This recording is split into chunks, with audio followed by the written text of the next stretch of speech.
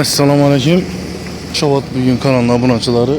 Şavat tümenimizdeki bu park değil mi? Yoləkçələr değil mi? Yine bitipti.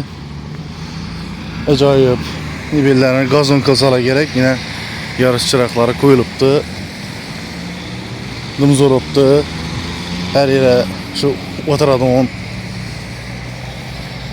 skamikelerden kılıptılar. Ketler rahmetlikin. Ustalar lakin bu gecesi gündüz işediler. Rahmet şu ballara lakin. Lakin bir yerinde bir eybi var bulanı. Şimdi Kayseri eybi etken bunu bilinmem. Bunu uzatıp belki yetişini sorayım ha.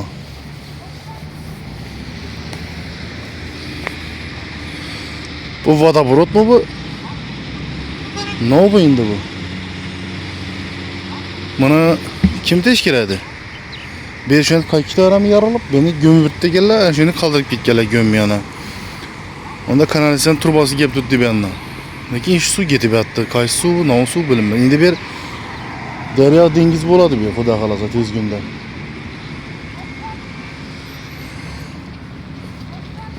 Bəyakımız Muzqa məktəb, bəyakımız 27 insan məktəb. Acayip çört yiyipti yine bu şəhərdəsə oladı yine bunu.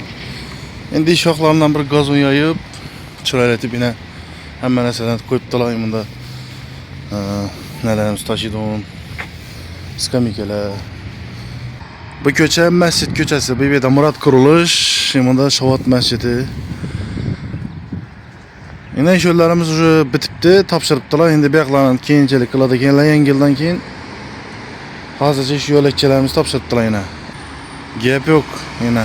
Çırayla kılıp cəsə bulamaken.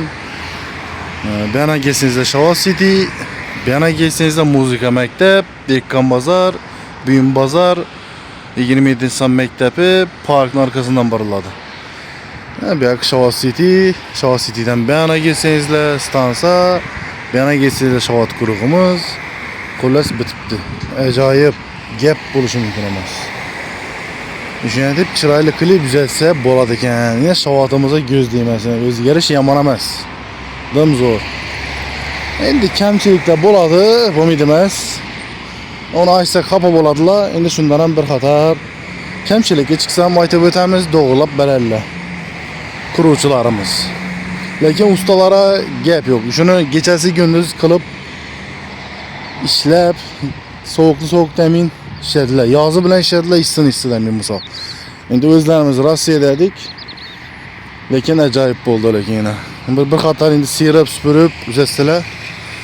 Zor. Lakin işin etip aynanı sındırıp şöylere şişe sındırıp gitgelleri na doğru. Yine oturadığın skamikeler, musur taşıdığın ornaları var, hemen neseleri var. Gep yok, gep oluşunu bilemez. Bunda mescidimiz. Yani Zamanşehri köçesi bu.